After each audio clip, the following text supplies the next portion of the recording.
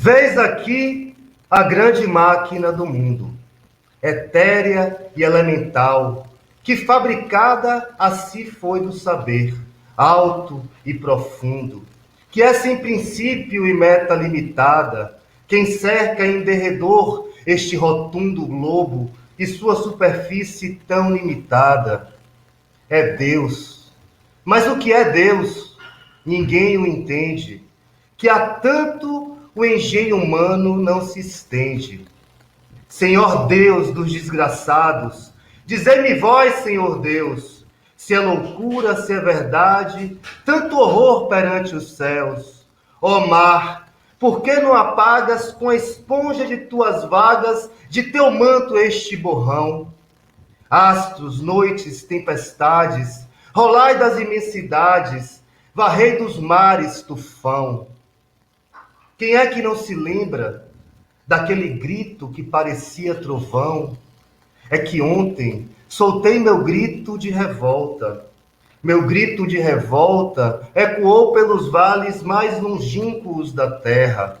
Atravessou os mares e os oceanos, transpôs os Himalaias de todo o mundo, não respeitou fronteiras e fez vibrar meu peito.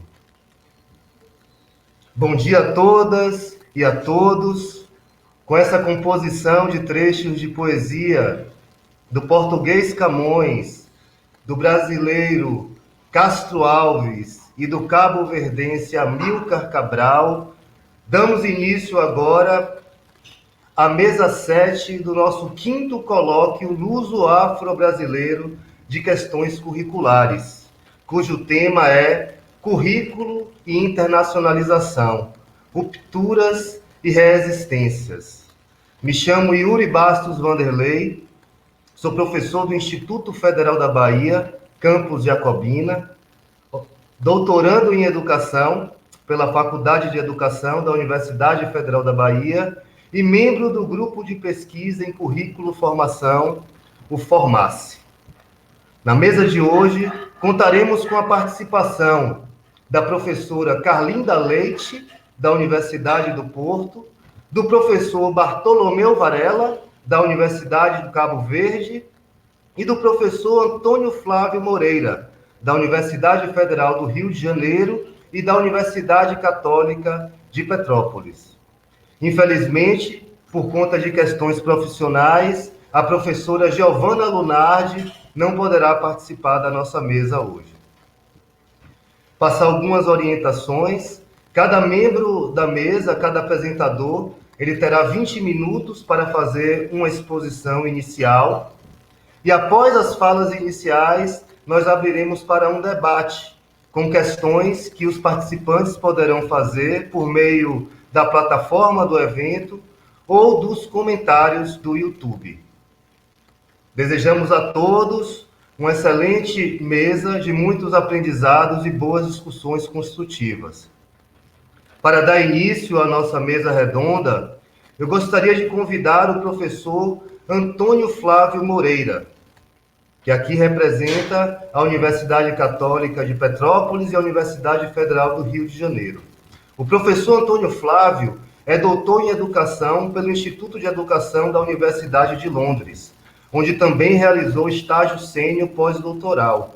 Foi professor titular da Universidade Federal do Rio de Janeiro, instituição na qual se aposentou e recebeu o título de professor emérito. Foi vice-presidente da Associação Nacional de Pós-Graduação e Pesquisa em Educação, a ANPED, a qual também foi secretário-geral. Foi membro da Comissão de Avaliação da CAPES na área da educação e do Comitê Assessor do CNPq na mesma área. É pesquisador 1A do CNPq.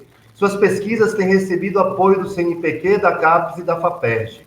Atualmente é professor titular da Universidade Católica de Petrópolis, atuando na graduação, pós-graduação e na pesquisa. Tem experiência na área de educação, com ênfase em currículo, atuando principalmente nos seguintes temas: escola, teorias de currículo, prática curricular, história do currículo, multiculturalismo e formação de professores. É com imenso prazer que nós recebemos agora o professor Dr. Antônio Flávio. Seja bem-vindo, professor, e desejo uma boa apresentação. Muito obrigado, professor. Agradeço muito o convite para poder estar participando deste importante evento do Colóquio Luso Afro-Brasileiro e vou lhes trazer um texto que intitulei A Internacionalização do Campo do Currículo Hoje, Estratégias e Desafios. Bom, neste estudo, eu abordo o processo contemporâneo de internacionalização do campo do currículo, tal como tem sido analisado e incentivado em recentes encontros, publicações e associações científicas.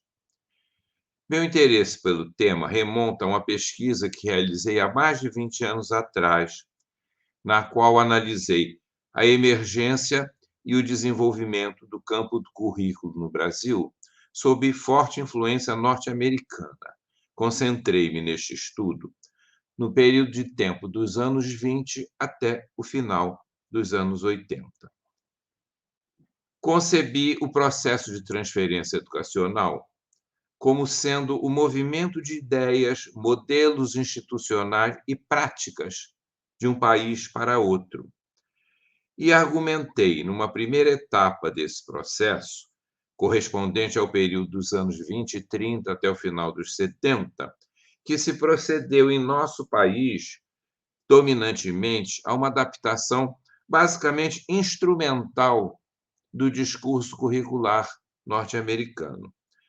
O esforço era procurar dar cor local ao material transferido e melhor aproveitá-lo em nossa realidade. Nas décadas subsequentes, em que ocorreram significativas mudanças políticas, econômicas e culturais, tanto no panorama nacional quanto no cenário internacional, promoveu-se já uma adaptação crítica de materiais recebidos de distintos países, com vistas a um desenvolvimento mais autônomo do campo do currículo. Sustentei, então, que a recepção de material estrangeiro envolveu trocas, leituras, confrontos e resistências, cuja intensidade e cujo potencial subversivo variaram conforme circunstâncias locais e internacionais.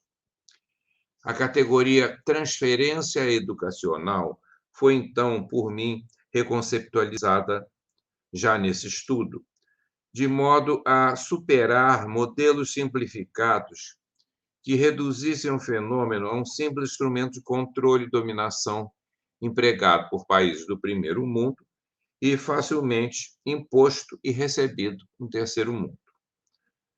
Propus, na ocasião, um enfoque alternativo configurado por 3 elementos. O primeiro deles correspondeu ao contexto internacional, cuja análise se mostrou indispensável para o entendimento da influência estrangeira na educação brasileira em geral e no campo do currículo em particular. O segundo, compreendeu os contextos socioeconômico e político brasileiros, tendo-se em mente que as decisões e as atividades educacionais nunca são isoláveis das lutas econômicas, políticas e ideológicas travadas na sociedade mais ampla.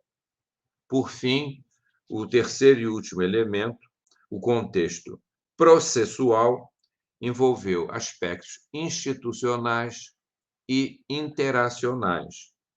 Considerá-lo foi fundamental para que se pudesse entender como o desenvolvimento do campo foi afetado por instituições, propostas curriculares, encontros, temáticas estudadas e ensinadas, discussões, conflitos e alianças entre pesquisadores. Posteriormente, em outro estudo, procurei compreender a feição do campo do currículo nos anos 90 e verificar por que e como especialistas e professores brasileiros recebiam, interpretavam e ou rejeitavam novas influências, novas ideias, novas teorias. A pesquisa se centrou em 2 grandes focos: o pensamento curricular e o ensino de currículo. abordados integradamente, delimitaram os caminhos percorridos e forneceram os subsídios para se repensar outro foco, o fenômeno da transferência. O segundo propósito do estudo, então, se configurou: entender se e como se processa hoje a transferência educacional. A categoria continua útil para as análises. Em que medida favorece a compreensão de nossa atitude em relação à influência estrangeira? O objetivo geral do estudo, em resumo, assim se formulou: repensar o sentido do conceito de transferência educacional nos anos 90, tomando como referência o desenvolvimento do campo do currículo no Brasil. Em texto derivado dessa pesquisa, sugeri que o caráter contraditório e complexo das sociedades hoje, em um mundo globalizado, não permitia mais uma visão de transferência educacional com base na qual se visse como aceitável o mero transporte de elementos culturais produzidos no primeiro mundo. Análises do processo de globalização já destacavam a intensa movimentação de informações e de conhecimentos que se desdobravam e continua a se desdobrar, ainda que desigualmente, nas diferentes partes do globo. Apesar da possibilidade e de eventuais propósitos de homogeneização cultural, são nítidos os indícios de tensões em um processo extremamente complexo. Nessa perspectiva, rejeita-se a possibilidade de ideias e manifestações culturais em estado puro, não contaminadas por outras, passíveis de serem transladadas de um espaço a outro. Pode-se considerar que o conceito de transferência educacional, tal como empregado nos anos 80, precisa ser reelaborado para que possa ser útil na análise das múltiplas e intensas trocas que acontecem no nosso mundo globalizado. Segundo o autor inglês Robert Cowen, tem-se verificado considerável progresso na análise da transferência educacional. Para ele, a complexidade do trabalho conceitual demanda que se considere uma tríade, categorias que ele denomina de transferência, tradução e transformação. Como são elas? Transferência seria o movimento de uma ideia ou prática em espaço supranacional, transnacional ou internacional. Tradução seria a reconfiguração de instituições educacionais ou a reinterpretação de ideias educacionais que rotineiramente ocorre com a transferência no espaço. Trata-se, nas palavras de Robert Cowen, do efeito como camaleão. Já a transformação envolve as metamorfoses que o poder econômico e social, no novo contexto educacional, impõe na tradução inicial, ou seja, trata-se de uma escala de mudanças que pode incluir tanto a cor local conferida quanto a extinção do elemento transferido.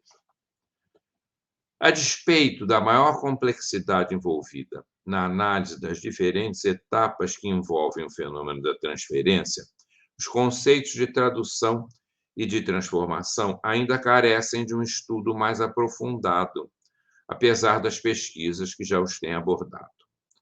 Eu levanto, então, a hipótese de que, em decorrência dessa, digamos, insuficiente clareza, bem como do momento ainda inicial da internacionalização do campo do currículo, a transferência educacional apresenta hoje um potencial explicativo pouco desenvolvido para o foco de nosso estudo, que é a internacionalização do campo. Sugiro, então, que a categoria tradução, empregada em outra perspectiva, pode iluminar alguns dos problemas e desafios envolvidos no fenômeno em pauta. Assim, partindo do material empírico derivado da análise dos editoriais da revista online Transnational Curriculum Inquiry, Associada à Associação Internacional, a temática da tradução é examinada e discutida. Estruturei o texto que lhes apresento da seguinte forma. Inicialmente, focalizo o processo de internacionalização dos estudos de currículo, buscando caracterizá-lo. Num segundo momento, examino as concepções de internacionalização apresentadas nos editoriais da revista. Em terceiro lugar, abordo as estratégias propostas para a intensificação desse processo. Por fim, destaco a possibilidade de diálogo e tradução entre pesquisadores de diferentes países. E, concluindo, sintetizo argumentos desenvolvidos ao longo do texto e enfatizo desafios e problemas que vejo implicados no processo. Examinando, então, o processo de internacionalização no campo do currículo. O campo do currículo tem sofrido, no século XXI, um processo de internacionalização com sinais já evidentes.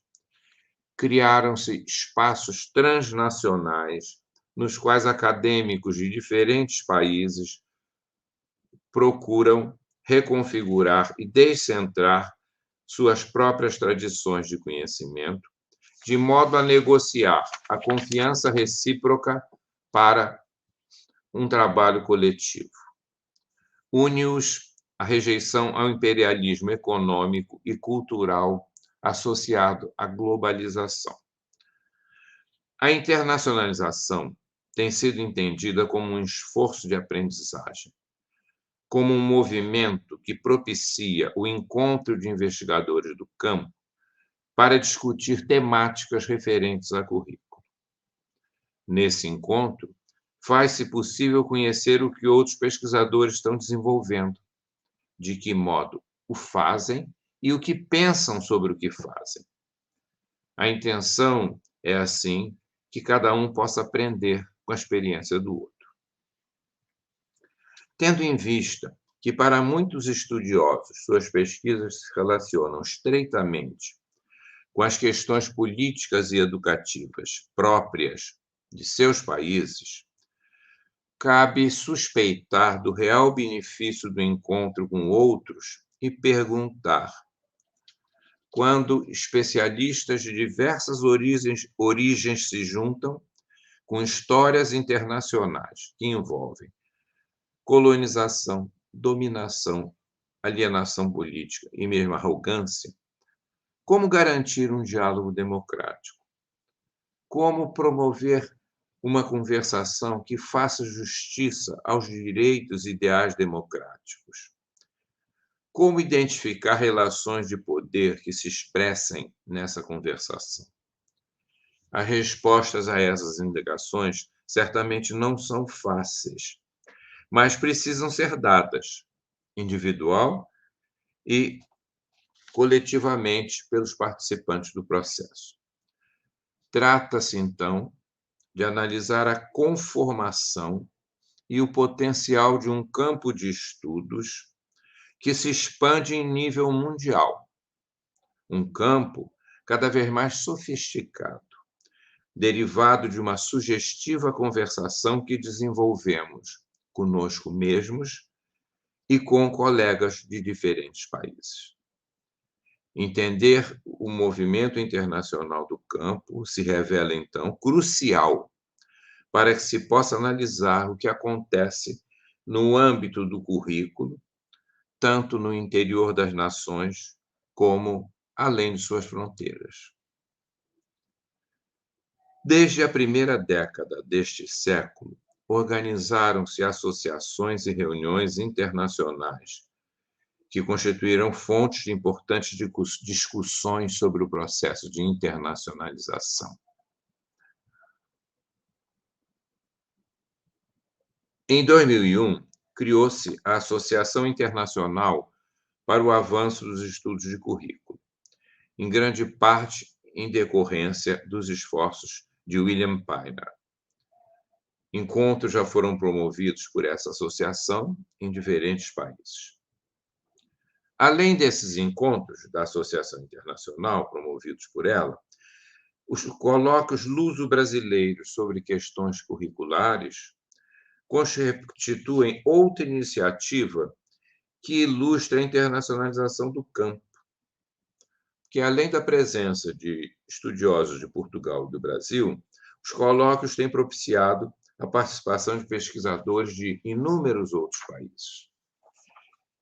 Em pesquisa financiada pelo CNPq, tem procurado compreender esse processo de internacionalização do campo do currículo, buscando entendê-lo como se está expressando em eventos e textos associados à Associação Internacional, à Associação Americana para o Avanço de Estudos Curriculares e aos colóquios luso-brasileiros, bem como nas perspectivas de seus principais promotores. Cabe esclarecer que estou entendendo a palavra perspectiva como as maneiras de pensar e de agir que são tidas como naturais e legítimas pelos membros de um dado grupo. Algumas questões têm orientado a investigação.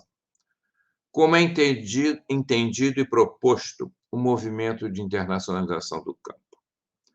Há referências a medidas de cooperação que objetivem a melhoria do ensino e da pesquisa e a resolução de problemas comuns a distintas comunidades? Que fins sociais e políticos norteiam o processo? Como, nos textos que o abordam, se concebem o currículo e seu desenvolvimento?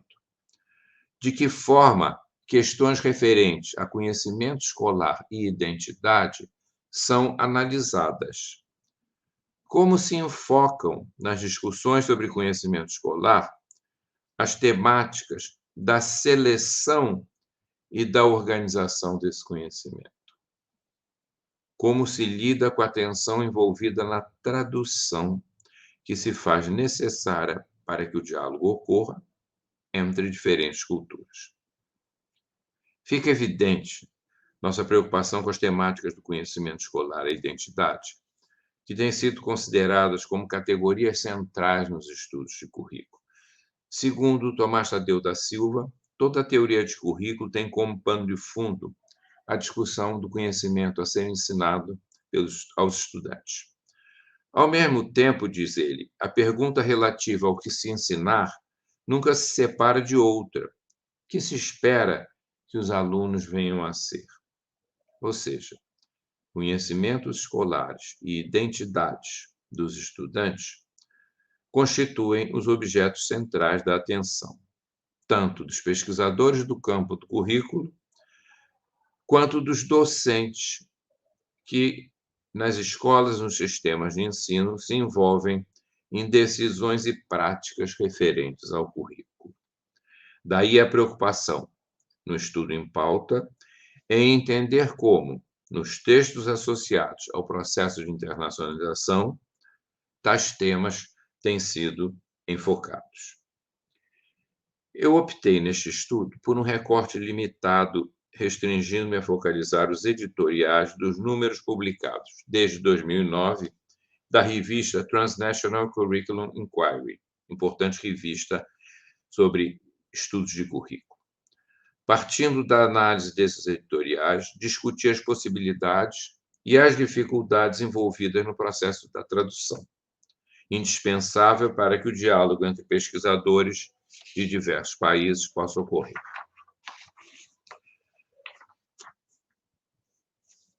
Trago-lhes, então, a visão de internacionalização presente nesses editoriais.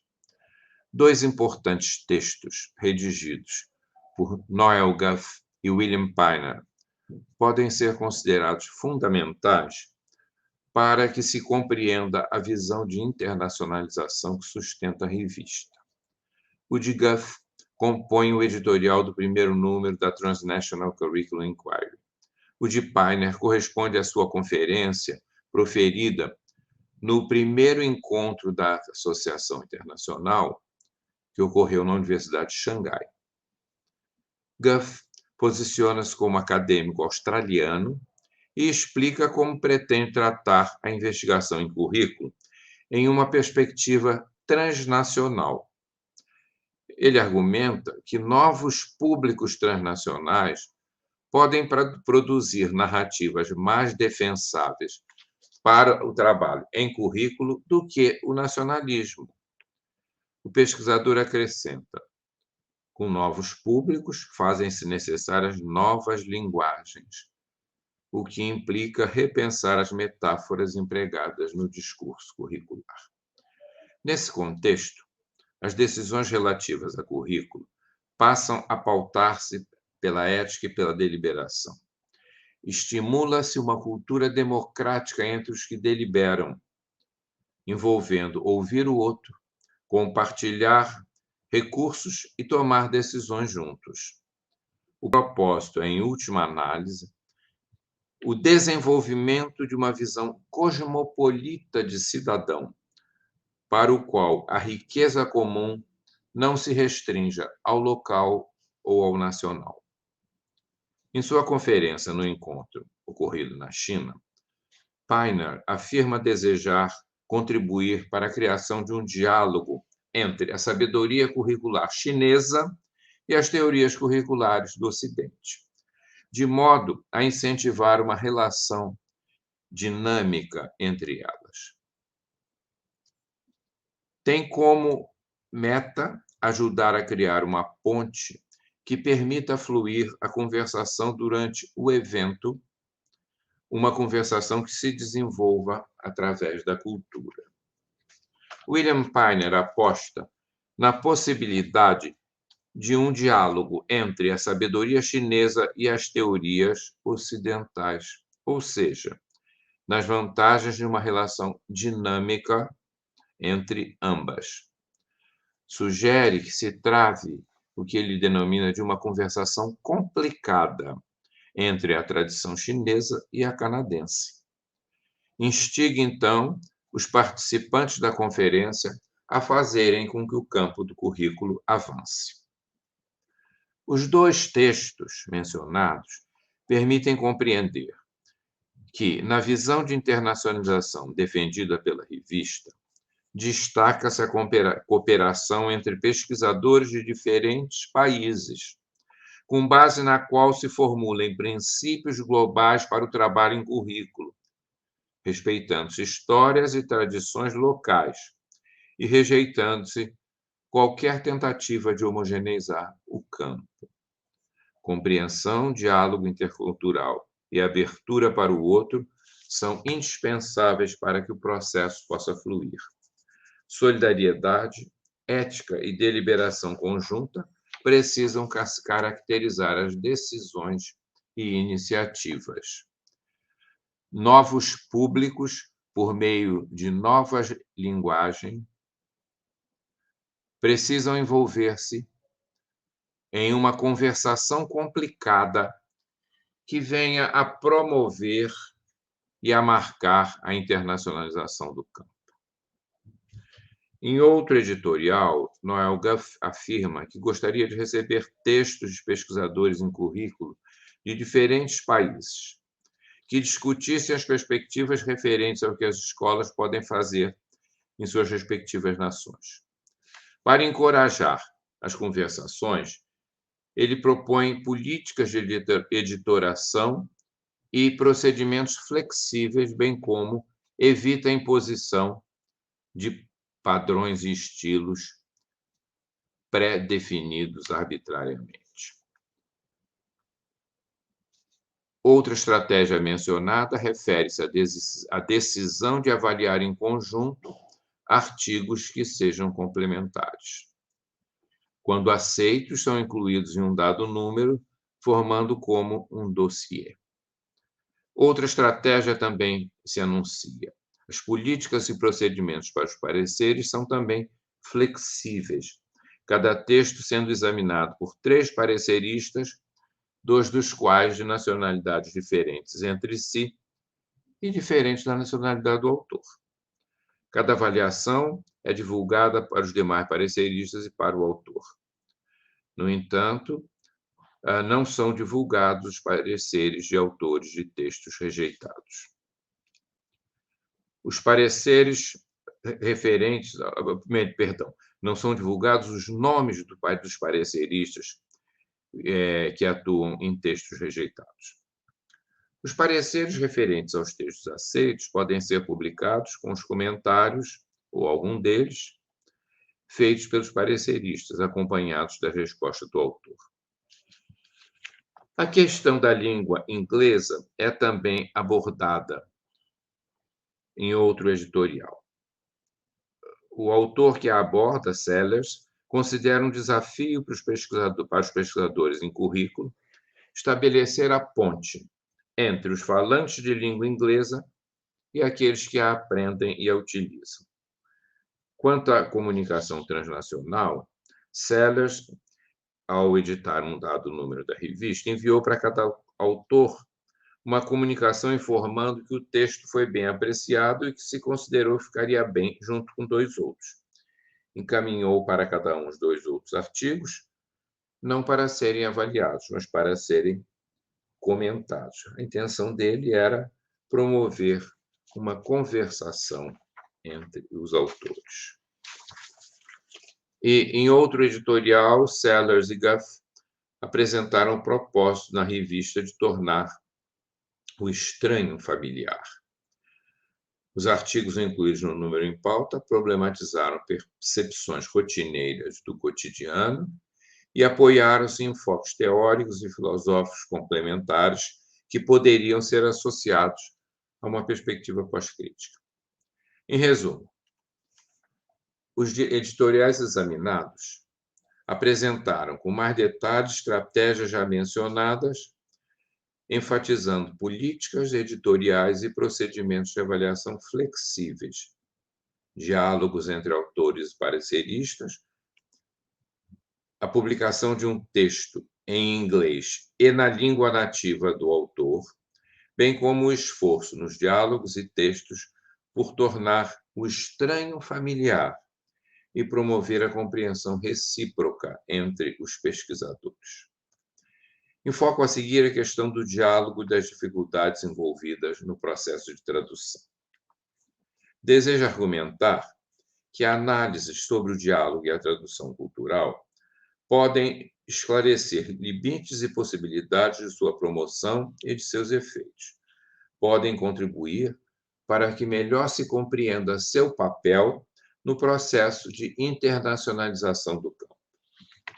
Recorro inicialmente a Nicholas Burroughs, que analisa o diálogo na situação de ensino, concebendo-o como uma relação pedagógica comunicativa e considerando-o passível de atuar tanto no nível individual quanto no social. Para ele, o diálogo pode ocasionar descobertas, compreensão, aprendizagem, independência, autonomia, respeito, democracia. Sua ocorrência depende de interesse cognitivo em compreensão, de qualidades afetivas de empenho e envolvimento, bem como de virtudes comunicativas. Contudo, as habilidades para o diálogo se aprendem, de fato, pela participação no diálogo. O importante é garantir a sua abertura e sua continuidade. Já a autora Elizabeth Ellsworth critica essa perspectiva. Para ela, o diálogo comunicativo somente é capaz de alterar opiniões, atitudes, crenças e valores conscientes. Esse diálogo limita-se ao plano da consciência, negligenciando a descontinuidade, a emergência dos inconscientes. A seu ver, tal concepção deixa de levar em conta e de analisar mais densamente os limites da autorreflexão consciente que o diálogo pretende favorecer. Ellsworth introduz, na situação dialógica, um terceiro participante, o inconsciente, que fala o discurso do outro. Mas em que consiste esse espaço sombrio? E quem é esse outro? Esse espaço é formado por significados símbolos e significados de desejos, fantasias e medos, reprimidos em função de normas e proibições sociais e culturais.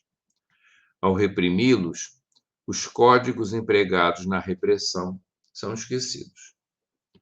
O espaço não transparente do inconsciente provoca inevitáveis desajustes entre uma interpelação e a resposta, entre um currículo e a aprendizagem. Impede qualquer certeza em relação aos resultados, o que torna a educação, no seu sentido usual, impossível.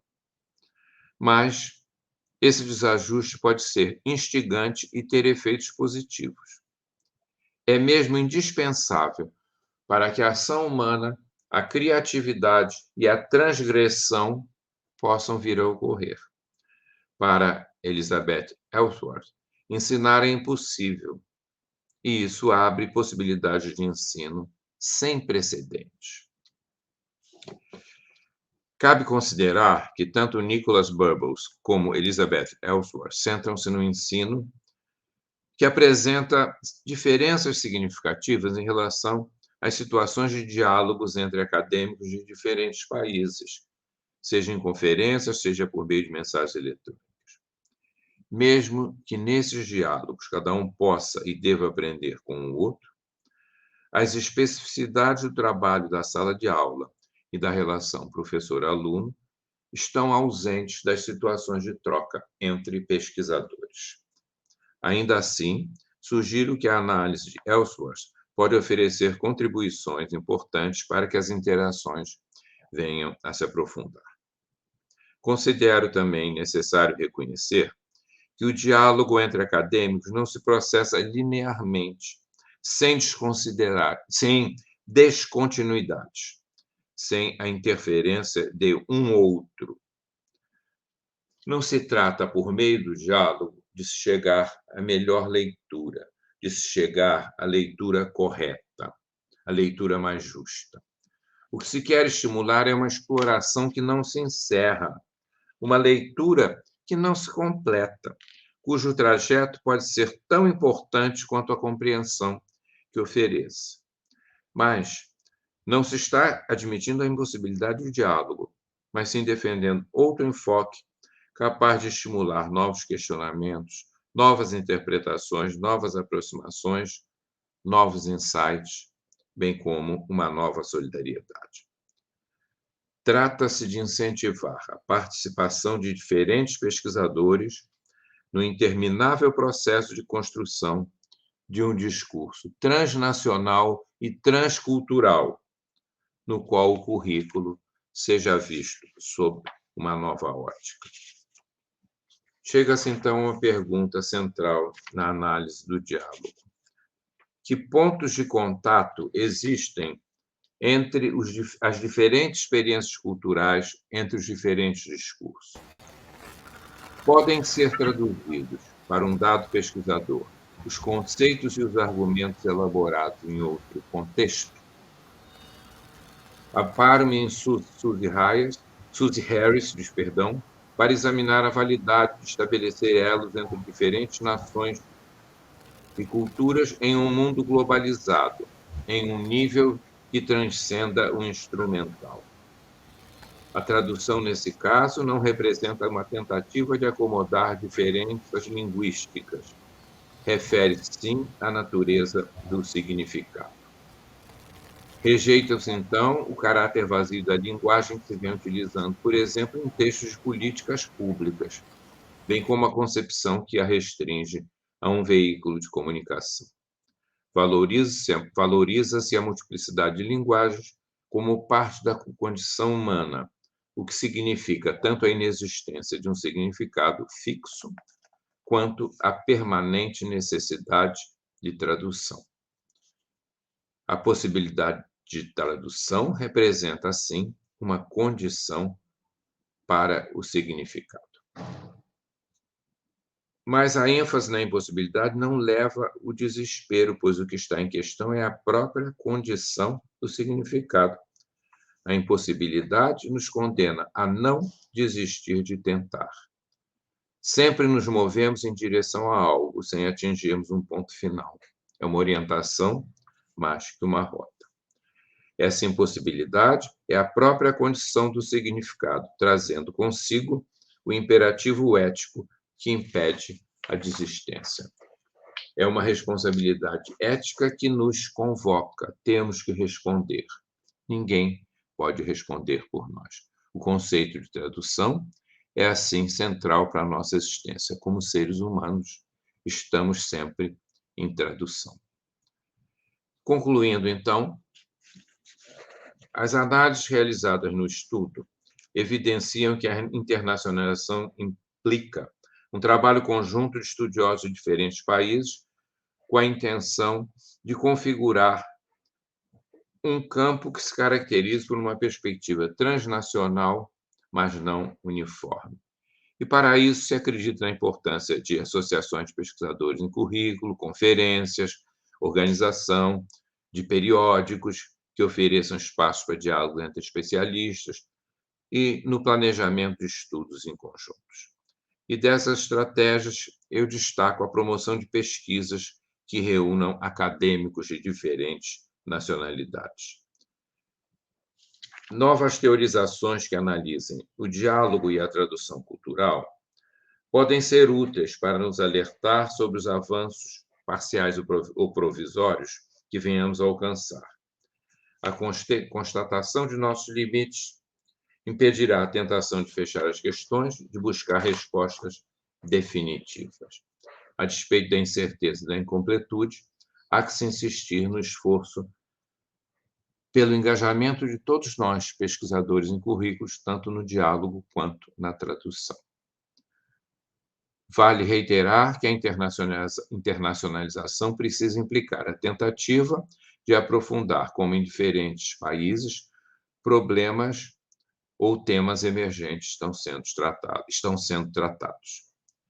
Cabe ainda destacar o quanto, nesse processo, tem se evidenciado o reconhecimento, por parte de muitos pesquisadores do chamado Primeiro Mundo, da qualidade do discurso curricular que se vem construindo em países como no Brasil, sem ignorar as relações de poder subjacentes às interações promovidas, sem esquecer que determinadas vozes continuam e continuarão a ser ouvidas com mais nitidez e intensidade, sem desconsiderar a atração exercida por teorizações sofisticadas produzidas nos centros hegemônicos, sem minimizar os obstáculos implicados no diálogo e na tradução cultural, é desejável, sem ingenuidades ou romantismos, apostar na internacionalização do campo.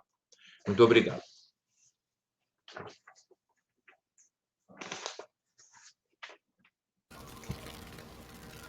Agradecemos imensamente a apresentação do professor Antônio Flávio, né, que compartilhou conosco aí importantes resultados das pesquisas que ele vem realizando ao longo do ano, trazendo importantes provocações e conceitos, né, que podem nos ajudar a compreender de que forma vem se dando essa internacionalização e pensarmos juntos, né, em estratégias de ruptura e resistência, né, como o professor bem colocou aí, a possibilidade, a capacidade do diálogo, de um diálogo mais homogêneo e horizontal nesse enfrentamento, né? Agradecemos imensamente ao professor Antônio Flávio.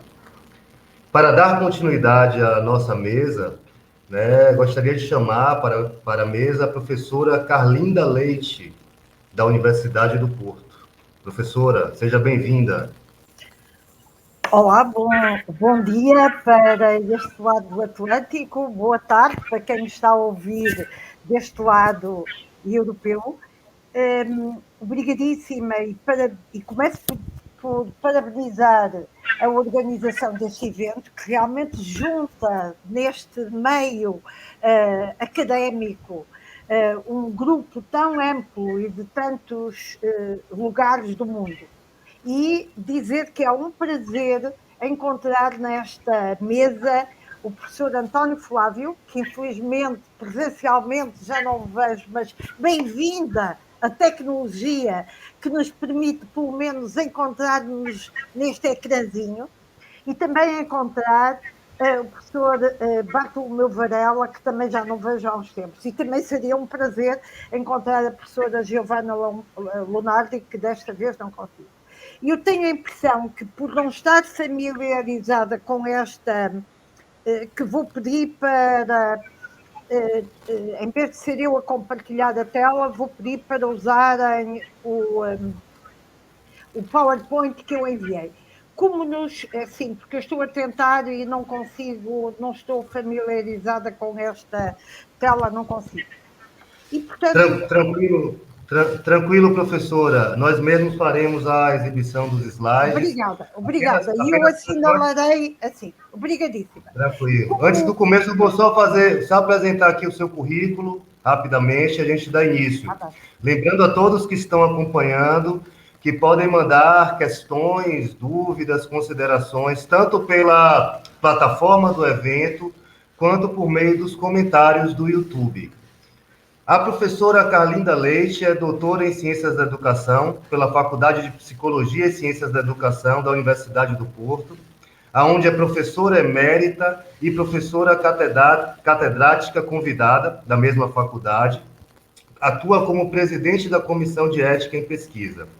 Ela foi chefe dessa faculdade, onde também atuou como chefe do Departamento de Educação e diretora do Programa de Doutoramento em Ciências da Educação da Universidade do Porto. Foi vice-presidente da Sociedade Portuguesa de Ciências da Educação e vice-presidente do Conselho Científico Pedagógico de Formação Contínua. É diretora de investigação do Centro de Investigação e Intervenção em Educação da Universidade do Porto, co-presidindo a comunidade de prática científica intitulada Currículo, Avaliação, Formação de Professores e Tecnologias Educacionais, integrando o conselho científico dessa comissão. Ela também presidiu a Agência de Avaliação e Acreditação para todos os programas de licenciatura da área de educação das universidades portuguesas, onde atua como perita avaliadora. Participou em painéis de avaliação de cursos de licenciatura em diversos países, como Croácia, Lituânia, São Tomé e Príncipe e Macau. Com um perfil internacional no campo da avaliação educacional e estudos curriculares, ela mantém uma extensa colaboração especial com o Brasil, sendo professora visitante em várias universidades brasileiras, onde frequentemente dá palestras e realiza pesquisas e consultoria. Professora Carlinda, a fala está com a senhora. Uma boa apresentação. Obrigada, e desculpe, eu quase que ia entrando sem lhe dar a voz. Como nos deram 20 minutos, eu vou tentar, pediram que nós usássemos 20 minutos, eu vou tentar concentrar-me, e o professor António Flávio já fez uma excelente revisão das razões que justificam a internacionalização, e eu vou centrar na minha experiência. E, portanto, já agora o slide seguinte, eu vou focar 4 aspectos nesta minha fala. Por um lado, clarificar as posições que assumo face à internacionalização. Depois, na segunda e num terceiro ponto, eu vou falar da minha experiência enquanto professora da Universidade do Porto, focando o aspecto da internacionalização na mobilidade INE, ou seja, na recepção de estudantes estrangeiros, e, por outro lado, também na minha experiência, enquanto elemento do meu centro de investigação, na realização de projetos conjuntos com colegas de outros espaços do mundo, que não apenas de Portugal, e na produção de conhecimento que depois disseminamos. E, aliás, é nessa experiência que eu me fundamento. Por um lado, tenho como ponto de partida as posições que assumo, e, por outro lado, é nela que me fundamento para concluir esta fala com um balanço final. Então, começando pelas posições que assumo, não sei, sim, eu distingo isomorfismo de internacionalização. E, portanto, eu no isomorfismo situo tudo que tem a ver com semelhanças de políticas, de estruturas, de currículos e de discursos, ou seja, aquilo que o Roger Dale e a Suzanne Robertson têm a designar por uma agenda globalmente estruturada da educação. Nessas orientações, em compensação, no isomorfismo, eu situo aquilo que é um processo de integrar num ambiente internacional e num ambiente intercultural, ou desta dimensão global, mas que é realizado numa intenção de melhorar a qualidade da educação e das próprias pessoas, no seu próprio desenvolvimento pessoal, na sua própria desenvolvimento enquanto ser social e, portanto, contribuir positivamente para a sociedade e também para esta aprendizagem de vivermos em conjunto e uma vez que também e de nos irmos completando nesta incompletude enquanto seres compósitos, como hoje foi referido na conferência de abertura. E, portanto, eu na internacionalização também situo estas razões políticas e culturais que correspondem à nossa missão de continuar com este espaço lusófono, e eu estou a falar um português que é mais fechado, não é tão bonito, tão cantado como o português do Brasil, mas de facto nós temos esta missão de desenvolvermos este espaço lusófono que nos faz compreender e que vos vai, que eu neste momento estou a solicitar que tentem entrar no meu português de Portugal, mesmo que o considerem que ele fecha as palavras e não as abre como o português do Brasil. E, por outro lado, no caso de Portugal, também esta criação desta identidade cultural que resulta de uma nova identidade, que é desta identidade europeia que nos une num conjunto de países que deviam ter como uma missão conjunta a democratização da sociedade e, portanto, para isso a melhoria da educação. Posso passar? Também distingo nas posições que assumo, aquilo que nós consideramos uma globalização, e que usando aquela definição dos meus colegas do Centro de Investigação de Políticas de Ensino Superior em Portugal, que consideram a globalização aquele processo de convergência que, de facto, é cada vez mais crescente, que provoca uma interdependência das economias e dos mercados, mas que, de facto, se orienta, está centrada muito mais na competição do que na cooperação. Ao contrário, ou pelo menos ao nível do discurso e ao nível das posições que eu gostaria que assumissem, a europeização, por um lado, tem razões políticas, a necessidade desta resposta coletiva dos países europeus responderem aos desafios que são colocados pela globalização, não é? Mas, por outro lado, também esta missão que nos... Portanto, em síntese, neste conceito que eu assumo de internacionalização, eu balanço entre, por um lado, ideias que têm a ver com a cooperação, neste caso, de instituições de ensino superior e de académicos do mundo da educação, baseadas ou fundadas em parcerias que trazem benefícios mútuos, tanto para cada um de nós como ser social, ser individual e social, como também como para o nosso desenvolvimento profissional, pela possibilidade que traz de trazer conhecimentos e reconhecimentos muitos. Mas, simultaneamente, eu balanço e reconheço, não sou inocente, que também a internacionalização, e como o professor António Flávio acabou de dizer, que também precisamos ter cuidado, desta questão da competição, dos interesses pessoais que se sobrepõem aos interesses coletivos e, por outro lado, das lógicas económicas e mercadológicas que se afastam destas lógicas culturais. Não se importa? Em síntese, neste conceito que eu assumo, nesta posição que eu assumo face à internacionalização, eu balanço entre esta ideia de missão, a missão europeia, a missão humanista, desta internacionalização solidária Sul-Sul, e, por outro lado, esta pressão económica de corrida às receitas de que nos falam estes autores. Sendo estas as posições que assumo, o que é que a minha experiência enquanto Universidade do Porto, não se importa passar, me tenham permitido constatar? Eu sistematizei aqui o que aconteceu ao nível do número. Na barra azul estão o número de estudantes da Universidade do Porto, desde 2005 a 2019, e conseguir-se a ver que há um crescimento que depois na fase da crise económica de Portugal, mas também da Europa, houve um decréscimo e que agora está a tentar recuperar. Eu não tenho os dados aqui de 2021, mas este ano o número de estudantes voltou a subir.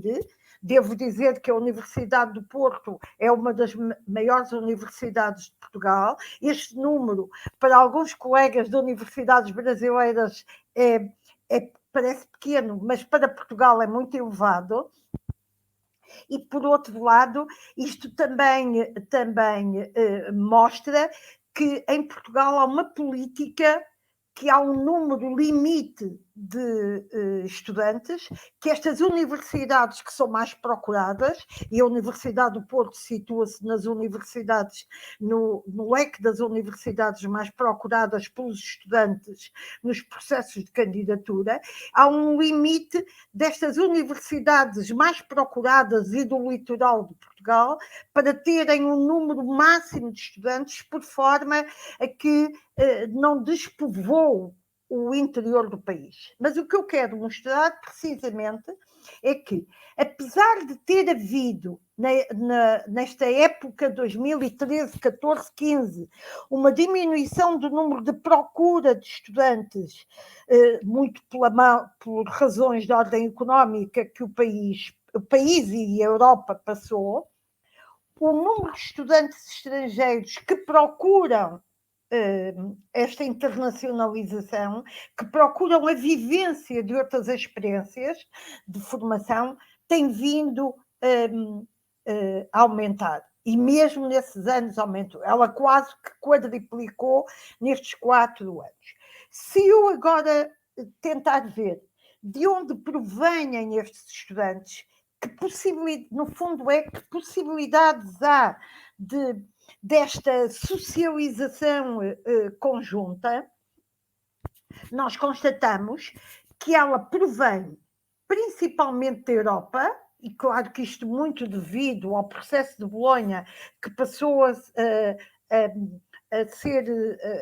existir enquanto política da constituição de um espaço europeu de ensino superior a partir de 2007, e seguida das Américas e aqui muito do Brasil, e isto muito por esta questão do espaço lusófono, de usarmos a mesma língua,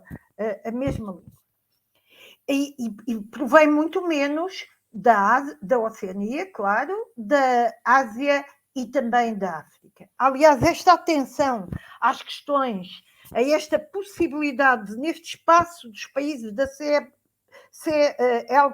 CPLP, também haver este contato com países africanos, é alguma questão que quem se preocupa com a internacionalização e com isto que o professor António Flávio dizia, com um transnacional não uniformizante, tem de ser dada atenção. Continuando e mostrando dados mais atuais, verificamos que esta mobilidade, e comparando entre 2001 e 2021-22, vemos que ela tem aumentado, a não ser naqueles anos da tal crise económica, ela tem aumentado, e que agora foi muito afetada pela questão da pandemia. sendo que agora começa a surgir um movimento de melhoria. Era aquilo que o professor Pacheco dizia, que em Portugal já estamos a tentar retomar algumas da situação da normalidade, ainda estamos muito longe disso, mas já começa a retomar. Se virmos de onde provém, já agora o slide seguinte, de onde provêm estes estudantes, vemos que eles continuam a ser prioritariamente da Europa, não é? E seguido das Américas, mas das Américas muito pela mão do Brasil, embora mesmo aqui esta melhoria que se está já a sentir ao nível da Europa ainda não ocorra, e da África ela continua ainda a ser muito reduzida. Portanto, se eu agora me centrar na minha experiência, peço que para a minha experiência, esta foi enquanto docente, e nas possibilidades que isto que permite de no mesmo espaço, na mesma sala de aula, no mesmo convivermos com alunos, com estudantes que venham de distintos países, venham do norte da Europa, venham do sul da Europa, venham do Brasil, venham da Colômbia, venham do México, venham de Angola, de Moçambique, ou de Timor, ou de São Tomé, vemos que esta situação houve um movimento que o melhorou, mas apesar de tudo há um grande desequilíbrio que tem de ser tido em consideração. Se eu agora passar, e peço para passar para a minha experiência enquanto investigadora, e o professor António Flávio há pouco também já referia, quando falou das revistas, dos projetos, nós vemos que, e agora isto são o número de projetos no meu centro de investigação. Um centro de investigação que tem cerca de 60 elementos integrados. E vemos que estes projetos são essencialmente projetos internacionais e que, embora os projetos nacionais tenham tido algum aumento desde 2000, nestes últimos anos, nestes últimos 4 anos, os projetos internacionais aumentaram imenso. E nestes projetos internacionais, este aumento tem a ver com a possibilidade de contacto que temos tido com outros investigadores, outros protocolos que se fazem, também tem a ver, tenho de reconhecer, com o facto de haver muitos financiamentos, ou alguns financiamentos europeus, porque aqui tenho só os projetos financiados, enquanto que tenho de reconhecer com alguns dos colegas do Brasil com que eu tenho projetos comuns com equipas da Universidade Federal de Pernambuco, de Caruaru, tenho projetos com colegas de equipas da Unicinos, só para falar nos presentes, tenho tido projetos já anteriores com alguns dos colegas do sul do Brasil, e esses, neste momento, tanto pela mão dos financiamentos a que em Portugal podemos aceder, que são financiamentos europeus e que não contemplam o Brasil, como também pelo esvaziamento de investimentos que no Brasil têm existido, nomeadamente ao nível das pós-graduações. Muitos dos projetos que nós temos são projetos que são não financiados, mas que de facto a tecnologia nos tem permitido continuar a trabalhar em conjunto.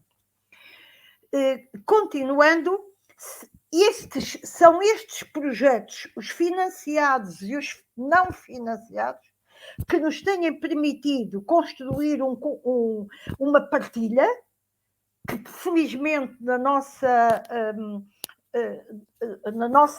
na forma como assumimos a internacionalização, é na base da partilha, da paridade, do trabalhar com, não é?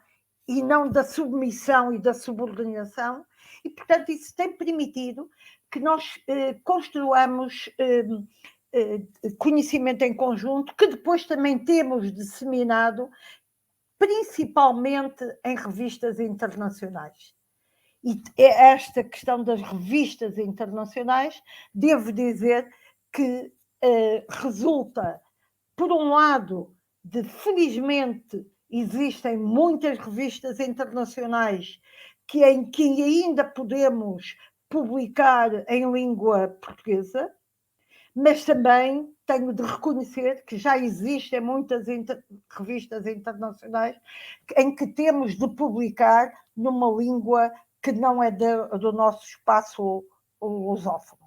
E, por outro lado, também na falta de revistas portuguesas onde os nossos próprios colegas também possam publicar. De qualquer forma, olhando isto pela positiva, a verdade é que esta experiência de trabalho em conjunto, de envolvimento em projetos conjuntos, nos tem permitido construir um conhecimento que depois temos disseminado nesta forma e que ele tem progressivamente aumentado. Em síntese, e aproximando-me do fim, o que é que esta minha experiência enquanto docente, enquanto professora e enquanto investigadora envolvida em projetos e na construção de conhecimento com outras equipas, o que é que me tem permitido saber?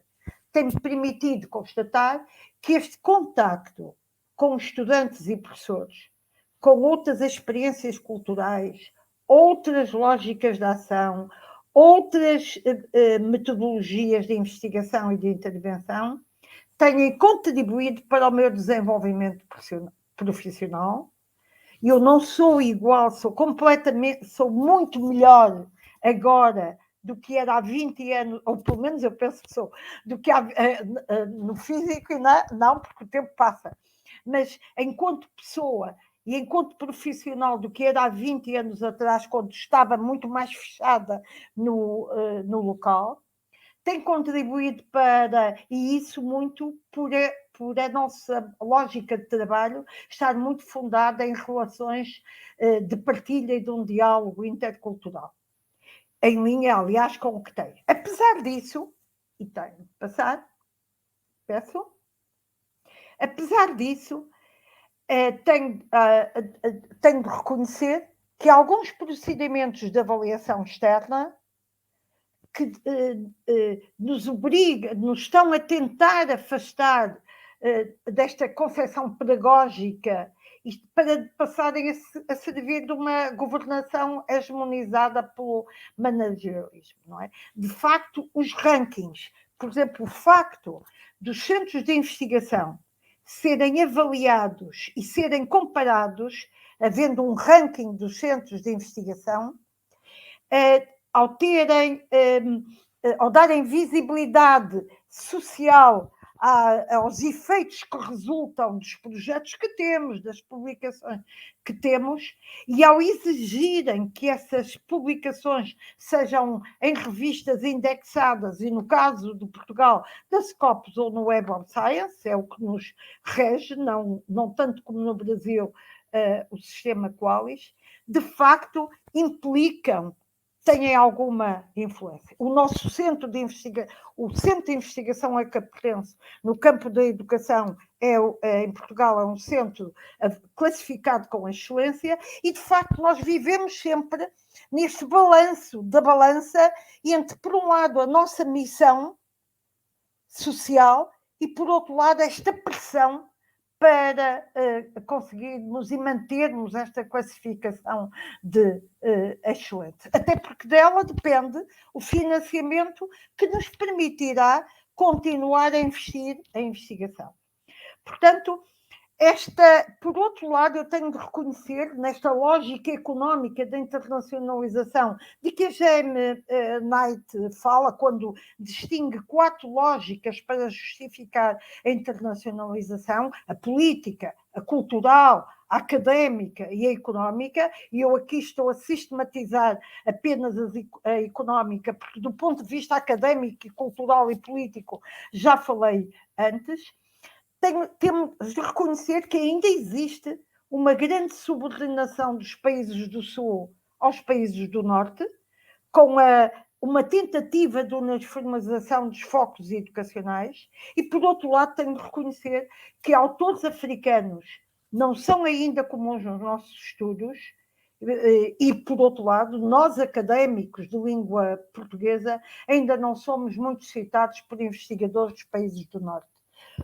Felizmente, em Portugal, nós citamos muito, por esta experiência que mantemos com o Brasil, citamos já muito, referenciamos, publicitamos muitos dos estudos dos nossos colegas do Brasil e vice-versa. Não fazemos isso tanto ainda, e temos de fazer com os nossos colegas autores africanos. Eu devo dizer que no programa doutoral da minha faculdade há uma regra que ninguém pode realizar um doutoramento ou um pós-doutoramento que venha de um país africano que não traga consigo estudos de outros autores africanos. E nós temos de investir mais nisso. Em síntese, mesmo para terminar,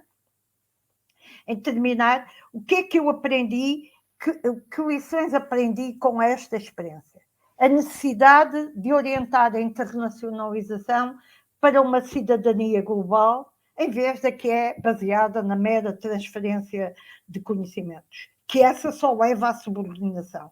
É reconhecer que essa concretização da cidadania global, como nos é apresentado pela Unesco, passa pelo recurso a métodos participativos que nos envolvam a nós e também os nossos estudantes num pensamento crítico sobre a complexidade e sobre esta competência de comunicar, de cooperar, de solucionar para resolvermos problemas concretos.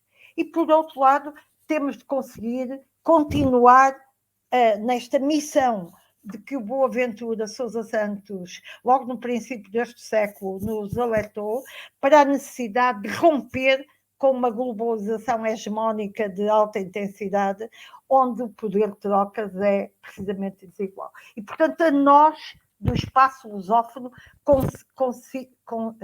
também temos esta missão de conseguir romper e resistir a esta pressão. Obrigada e desculpem se ultrapassei o tempo. Nós é que agradecemos, professora, pela brilhante apresentação. Parabéns, você conseguiu sistematizar em tão pouco tempo tantas ideias potentes, né? É um grande desafio a gente poder lidar com esses curtos espaços de tempo dos eventos, né? Parabéns pela sua fala, agradecemos muito. Infelizmente, pessoal, até o momento, o professor Bartolomeu Varela, ele ainda não se apresentou à mesa, né? Por conta disso, nós vamos abrir as perguntas e caso o professor Bartolomeu ele chegue, a gente abre para a fala dele, tudo bem? Aí eu gostaria de convidar para retornar aqui à mesa o professor Antônio Flávio, por favor. Pois não, já estou aqui. Oi, professor. Seja bem-vindo. Professora Carlinda, grande prazer em ouvi-la. Parabéns pela fala.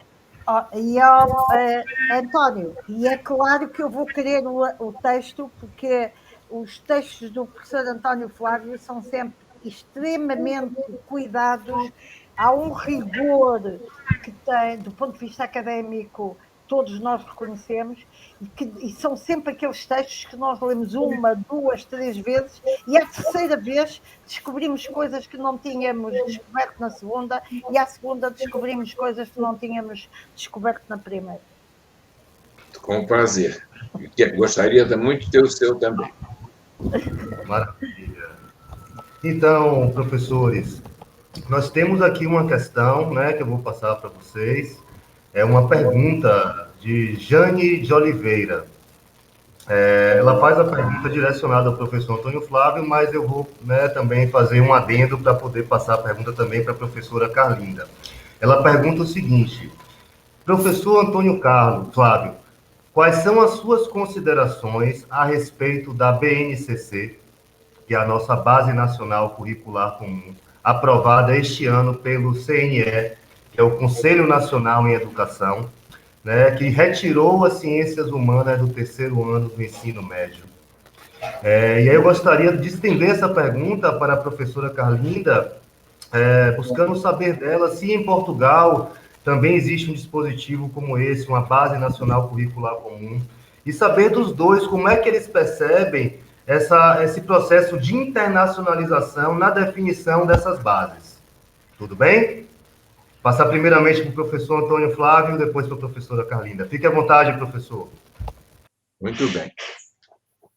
Essa pergunta demoraria um tempo enorme para uma resposta mais completa, né? Eu vou tentar ser o mais breve possível para dar tempo para minha amiga professora Carlinda poder também responder.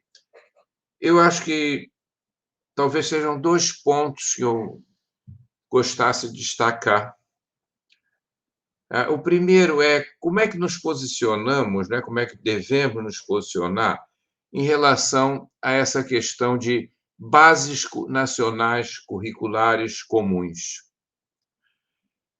Não me parece muito fácil, porque se nós falássemos numa base curricular comum, envolvendo, digamos, princípios gerais que pudessem nortear decisões curriculares, propostas curriculares, eu consideraria positivo, porque certamente princípios comuns são necessários num país para que haja uma certa homogeneização, para que haja uma promoção de um sistema educativo que atenda a todo o país. Mas o problema que eu penso é que, normalmente, ou melhor, usualmente, temos tido propostas curriculares que se limitam a detalhar, que se preocupam mais em detalhar proposições curriculares, conteúdos curriculares, metodologias, etc. e tal, e que buscam, de uma certa maneira, uniformizar aquilo que se ensina e se aprende em nossas escolas.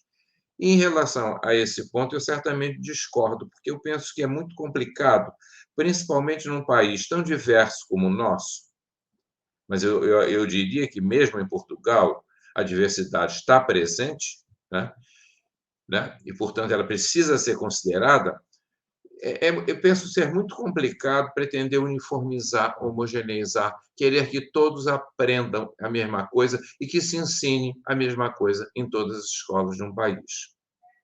Isso certamente vai provocar inúmeros problemas e eu diria também que inúmeras desvantagens, principalmente para os estudantes menos favorecidos. De modo que eu entenderia a possibilidade de uma base curricular comum se ela se pautasse pela formulação de princípios e não pelo detalhamento de conteúdos, metodologias e propostas. Esse seria, talvez, o primeiro ponto que eu gostaria de destacar. O segundo é essa questão da desvalorização das ciências humanas. Eu acho que numa sociedade dominada pela preocupação com tecnologia, com a ciência exata, essa desvalorização, infelizmente, acaba acontecendo.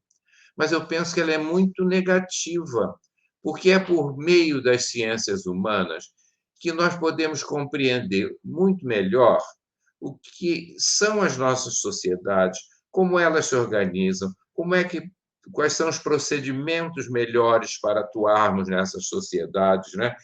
E como é que o ser humano, hoje, nesse mundo globalizado em que vivemos, pode ser melhor compreendido, digamos assim, não só compreendido, como também favorecido em termos de sugestões para seus comportamentos e suas ações nesse mundo.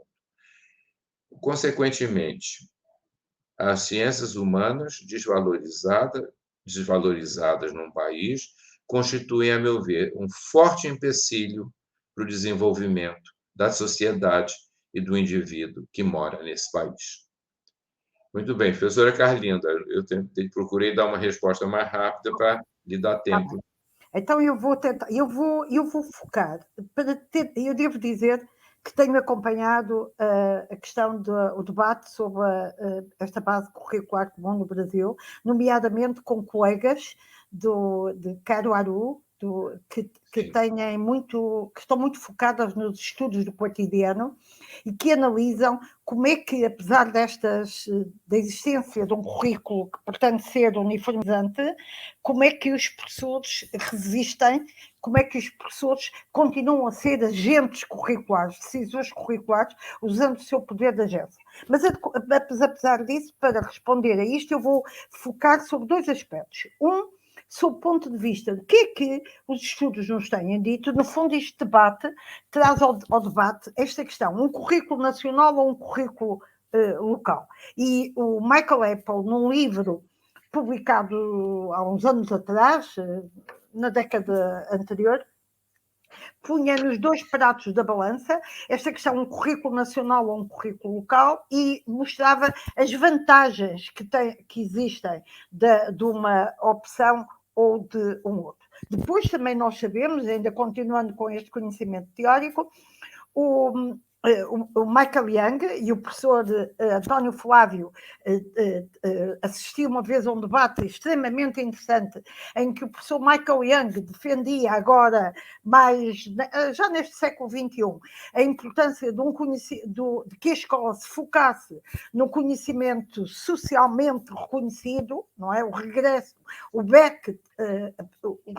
a essa opção, e o professor António Flávio como debatia que esse conhecimento socialmente relevante tem de ter também de contemplar estas experiências do cotidiano. Bem, portanto, por um lado, no fundo está aqui presente a uniformização e a hegemonização, ou ao contrário, partir das experiências de cada um para que seja construído um conhecimento que seja útil ao próprio e, claro, também útil do ponto de vista coletivo. E, portanto, eu neste debate também me situo sempre um pouco na balança. Vejo as desvantagens que tem, porque exclui, se a escola utilizar apenas o conhecimento, as lógicas, as metodologias que fazem parte, que são comuns apenas a um grupo social que frequenta, para quem o currículo se destina e que o vivem, estão a excluir dele todos os outros para quem isso não é familiar. Mas, por outro lado, também reconheço que para muitas das crianças e dos jovens, e em Portugal isso acontece, e não só em Portugal, se não for através da escola que tenham acesso a esse conhecimento, eles vão no futuro ser reconhecidos, ser excluídos. E por isso é que eu devo dizer que o meu foco de estudo, muito mais do que da internacionalização, é precisamente de currículo face à diversidade cultural e à multiculturalidade. E a lógica a opção que nós tomamos é sempre o conceito da importância de um bilinguismo cultural. E o que é que nós queremos sustentar com isso? É que se utilize as culturas de origem, as experiências de origem como ponto de partida para a aprendizagem e para os processos de desenvolvimento do currículo, mas que não se fique fechado nessas culturas de origem, para que eles também possam emergir e aceder a outros conhecimentos. E esta nossa opção, em termos do nosso grupo de pesquisa, face a essa questão, é a mesma opção que tomo em relação às políticas curriculares. Em Portugal, tivemos no princípio deste século XXI uma política que nós chamávamos de flexibilidade curricular, que tinha esta orientação por base, precisamente. Ter como ponto de partida as experiências de cada um, mas permitir-lhes o acesso a outros conhecimentos para além daqueles que lhes são mais familiares. Depois tivemos um retrocesso enorme, pela mudança de governo e pela mudança da política curricular, e, portanto, era outra vez a lógica de que a escola não é para todos e, portanto, aceitar a exclusão. E, felizmente, de há 4 anos para cá, temos outra vez esta outra política. Portanto, nós, no fundo, em termos do discurso político, estamos longe, ou não estamos a seguir esta orientação da uniformização, embora tenhamos de reconhecer que ainda continua a haver uma diferença enorme entre o discurso e a prática, e a pandemia e a quarentena a que fomos devidos trouxe em Portugal, tal como em muitos outros países, tornou mais visível estas diferenças que continuam a existir no contexto escolar e a mostrar quem são, de onde venham e quem são os alunos mais desfavorecidos. Não sei se o que eu foquei, se é o que é relevante. Com certeza, professora. Muito boas respostas. Realmente é um grande desafio, né? Como definir processos internacionais e globais e, ao mesmo tempo, respeitar a diversidade, a diferença, a experiência de cada contexto, né? De cada docente, de cada discente. É um caminho que nós buscamos. Temos uma outra pergunta, né? Também da Jane Cordeiro de Oliveira. Ela pede para a professora Carlinda aprofundar a questão exposta sobre cidadania digital. E eu gostaria de fazer um complemento a essa pergunta e chamar também o professor Antônio Flávio para responder, né? Sinceramente, vocês acreditam que é possível constituir uma cidadania global em um contexto que a gente percebe de aprofundamento das disputas, dos processos de intervenção dos países do norte em relação aos países do sul, em um contexto em que a intolerância política e cultural vem se fortalecendo em discursos de ódio? Vocês de fato acreditam que isso é possível? E qual seria o papel do currículo, né, nesse desafio? Podem ficar à vontade, chamar primeiro agora a professora Carlinda e depois o professor Antônio Flávio. E obrigada pela questão. Aliás, eu quando falei da minha própria experiência, foi por isso que eu optei por trazer a minha experiência, e eu devo dizer que esta questão da cidadania global, principalmente quando nós não temos a mesma língua, nem sempre é fácil.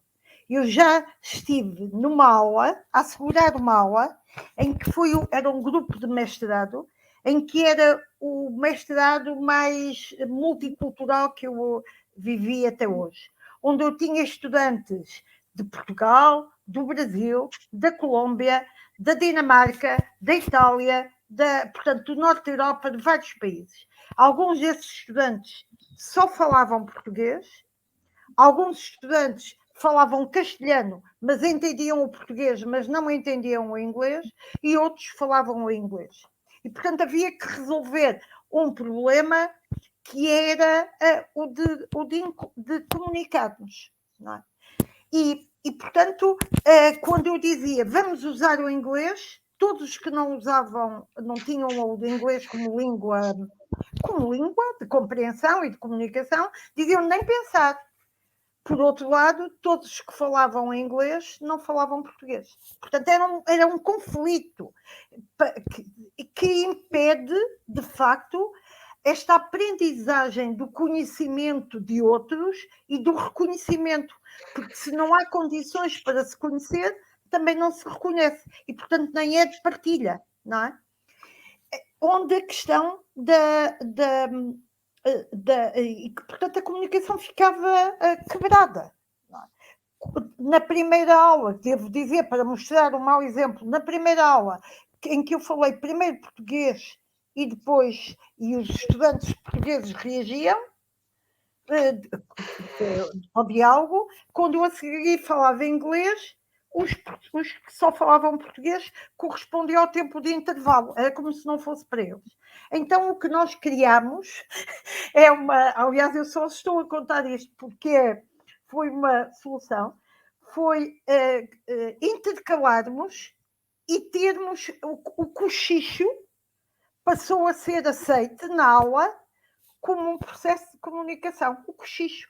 E entre quem não falava, as pessoas que falavam as duas línguas estavam no meio dos que só falavam uma e simultaneamente havia o cochicho. Devo dizer que foi o melhor exemplo de cochicho que eu encontrei que nos permitiu resolver aquele problema. Até porque, a partir dali, nós também fomos, cada um de nós foi aprendendo a usar algumas palavras e aprender a comunicar. Tanto os colegas da Dinamarca, lembro-me sempre da Dinamarca e da Noruega, para quem o português era completamente estranho, como os colegas que não falavam. Aliás, alguns dos que não falavam inglês, no final do ano, falavam melhor inglês do que eu, porque usavam os intervalos para comunicar com os colegas. Portanto, isto era... Mas este não é o conceito, não é este conceito de cidadania global que eu quero. O conceito de cidadania global vem muito enfeudado aquela ideia do relatório para a Unesco da educação para o século XXI, que é do aprendermos a viver juntos e a viver com todos, porque de facto, ou pelo menos eu sou inocente, a minha experiência tem-me mostrado, quando eu convivo com um colega que tem outras experiências diferentes da minha, eu aprendo a conhecê-lo e ao conhecê-lo eu reconheço. E, de facto, esta conferência de abertura de hoje falava muito desta... O Boaventura, há uns anos atrás, falava da incompletude de cada um de nós. E hoje a conferência falou muito desta questão de sermos seres compósitos. E esta cidadania global, desde que seja fundada em situações de partilha, de comunicação, de interação e não de subordinação, de facto permite-nos construir esta cidadania global de compreendermos os outros, de os reconhecermos e, portanto, de nós próprios nos irmos transformando e melhorando. E nesse aspecto, é nesse sentido que eu me refiro à cidadania global. Não sei se consegui responder ao que perguntou Jane de Oliveira. Espero que, pelo menos, um pouco.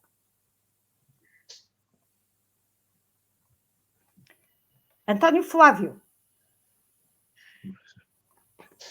Pois não. Sou eu também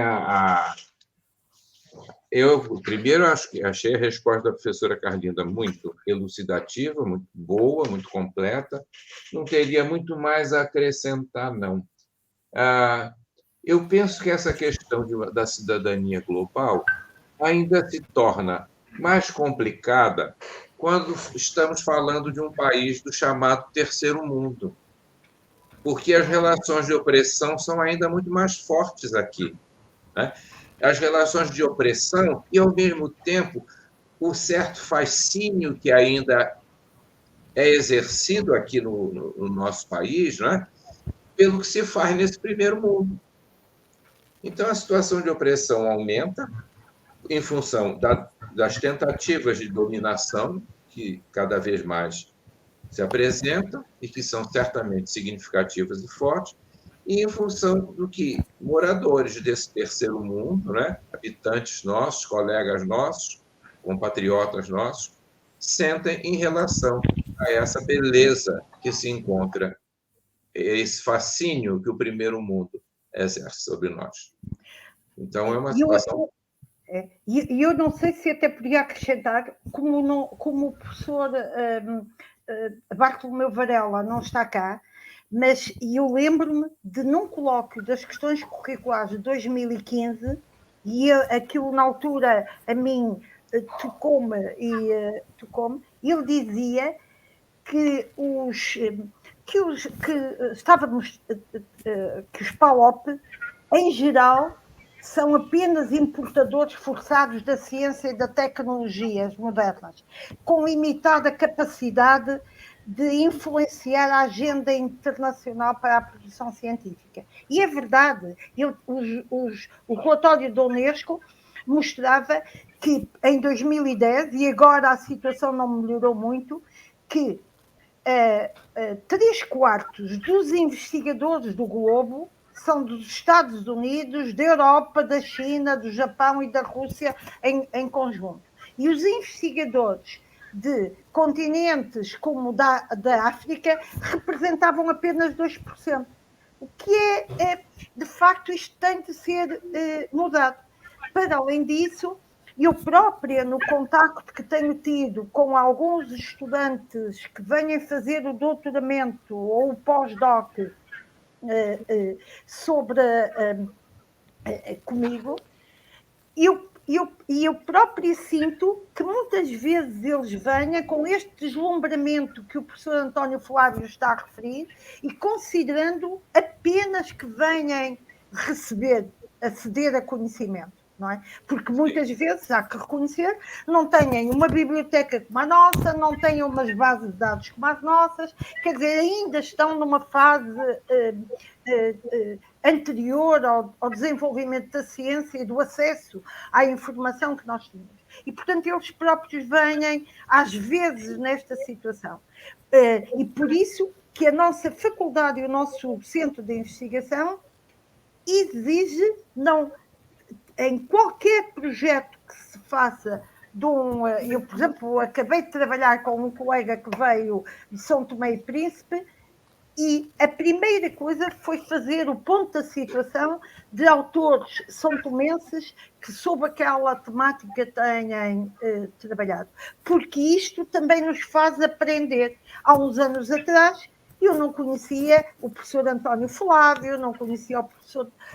Estou a dizer isto porque foi dos primeiros autores que eu conheci. E conhecemos por meio destas trocas. Lembra-se do professor António Flávio, por meio do nosso amigo Steve Stoa.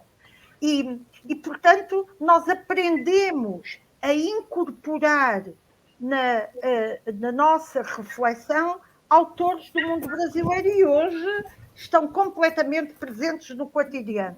E temos também de fazer isso com países em que ainda o acesso à informação não é tão fácil, não está tão desenvolvido. Muito bom, professores. Cidadania global, né? Aprendermos a vivermos juntos com cooperação e sem subordinação. É uma importante síntese, né? E uma questão que nos preocupa muito é essa questão do deslumbramento, né? E quando se dá um processo de subordinação, aquele que oprime e aquele que é oprimido. Então, isso exige mudanças nessas duas perspectivas. Aquele que oprime... como no outro, né?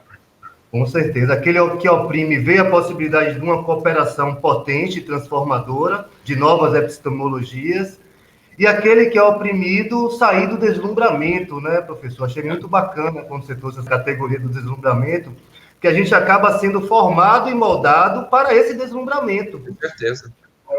E como é que a gente, né, modifica nossos currículos para não estarmos formando os nossos pesquisadores, os nossos professores para esse deslumbramento, né, numa perspectiva mais crítica? Muito bacana mesmo a resposta de vocês. Temos aqui mais uma pergunta, a gente já está chegando próximo ao final, mas dá para fazer mais uma perguntinha para vocês, tudo bem? Essa é a pergunta de Maria Júlia Carvalho. Professora Carlinda, diante da diminuição do financiamento no Brasil ao incentivo à ciência e entendendo que muitos dos estudantes brasileiros iam a Portugal para fazer mobilidade estudantil, mestrado ou mesmo estágio doutoral, quais impactos você percebe que a perda desses estudantes ofereceu à Universidade do Porto? E aí eu queria estender também para o professor Antônio Flávio, perguntando a ele como é que ele avalia o impacto justamente, né, do fim dessa política do Ciências Sem Fronteiras e de outras políticas que estimulavam a internacionalização. e começo eu, de Sim. facto, por exemplo, isso é uma realidade, e nota-se, não é? Nota-se. Muitos dos colegas com quem tínhamos combinado haver uma imersão nos nossos cotidianos, agora estamos resumidos a este contacto mediado pela tecnologia, e que não é a mesma coisa, não é esta cidadania global, esta partilha, esta imersão no cultural, não é a mesma coisa quando se está ou quando se está mediada por uma Câmara. Apesar disso, enquanto a situação não melhorar, é melhor usarmos o que a tecnologia ainda nos permite, do que pensarmos que nada há a fazer. Aliás, este colóquio é um exemplo disso. Este colóquio tem-nos permitido, apesar de tudo, acompanhar, contactar, aceder. Claro que não é a mesma coisa se nós estivéssemos todos na Bahia a viver o dia a dia, a conviver nos momentos informais, etc. Mas a utilização deste espaço é alguma coisa que nos vai permitindo continuar a resistir e a lutar para que, de facto, as condições para esta imersão no cultural e no distinto continuem. E eu, por exemplo, tenho de reconhecer que é mais fácil com aqueles colegas com quem já houve uma imersão e que agora usamos a tecnologia como continuação. Mas tenho de reconhecer que é sempre na esperança de que a situação mude e que possamos voltar a contactar-nos, a estar nos momentos académicos e também nos momentos do dia-a-dia. Portanto, Maria Júlia Carvalho, é um momento de resistência. Professor António Flávio. Eu não sei se eu tenho muita coisa a acrescentar em relação ao que a professora Carlinda já disse, né? Porque eu, certamente, também como o Yuri comentou, eu acho que é importante que se procure desenvolver essa cidadania global, esse espírito de união que deve existir entre diferentes países, entre diferentes pessoas, a despeito de situações diferentes que essas pessoas vivam, né? Mas que, de uma certa forma, existe uma procura de uma certa união, o que não significaria absolutamente submissão. Eu estou me referindo à palavra união, que eu penso que, como foi dito aqui, é um esforço por cooperação, pela diminuição dos obstáculos que impedem essa cooperação, esse fazer juntos, essa busca de algo melhor comum a todos, né? Então, esse esforço dessa busca, né, essa busca de alguma coisa mais comum a todos, que torne o nosso mundo melhor, certamente envolve investir numa comunicação muito mais profunda, muito mais séria, como também nos procedimentos tecnológicos que possam facilitar tudo isso. Então, certamente, não são situações fáceis que exigem recursos, que exigem esforço, né? Que exigem uma série de procedimentos que não estão tão presentes ainda no nosso cotidiano, mas que eu acho que a gente precisa incrementar na medida do possível para nos aproximarmos cada vez mais e conseguirmos pensar num mundo melhor para todos. Muito obrigado. Muito obrigado, professora. Então, né, a conversa está muito boa, né, as perguntas bem enriquecedoras, né, propiciando a gente a aprofundar os debates, muitos comentários aqui, viu, pela plataforma, infelizmente não dá para a gente reproduzir todos, mas as pessoas estão parabenizando vocês pelas contribuições, né, pela rica manhã aí de discussões em torno deste tema. Então, eu queria passar a palavra para uma palavra final de vocês, né, e a gente poder dar encerramento à mesa. Fiquem à vontade aí. Se puder começar o professor Flávio dessa vez, depois a professora Carlinda, e a gente fazer a finalização da mesa. Portanto, passou a palavra primeiro ao O professor António microfone, Costa. professor. Ele vai ativar aqui. Pode falar. Bom, em primeiro lugar, agradecer pela oportunidade de estar junto com vocês aqui nesse encontro tão importante. Segundo lugar, insistir no prazer que estou tendo de ver a professora Carlinda, embora não poder estar junto com ela como eu gostaria, né? Mas é sempre um prazer estar aqui nesse contato, ainda que virtual, e dizer que eu acho que precisamos incentivar cada vez mais esses encontros, apesar das dificuldades causadas pela pandemia. Nós não podemos absolutamente nos curvar aos entraves que a pandemia coloca e deixarmos de nos encontrar, de discutir e de pensarmos em situações que possam melhorar os problemas globais que estamos enfrentando. Tá? Muito obrigado mais uma vez, um grande abraço, Carlinda, e muitas saudades. Também. As saudades repetem-se e, voltando ao tema da internacionalização, de facto, compete-nos a nós, enquanto falantes do português, esta missão de criarmos, de investirmos numa internacionalização que não seja desta hegemonização neste espaço dos falantes portugueses. E neste espaço dos falantes portugueses nós incluímos muitos dos países do terceiro mundo que no meio académico ainda não conseguiram atingir as possibilidades de acesso que nós no Brasil, e mesmo no Brasil, que nós em Portugal, e mesmo no Brasil, apesar das dificuldades, são muito superiores às que acontecem, às que existem em países como São Tomé e Príncipe, Timor, e mesmo Moçambique, e mesmo em alguns espaços de Angola, e que todos nós, falantes do português, temos esta missão de também investirmos nesta internacionalização usando a língua portuguesa.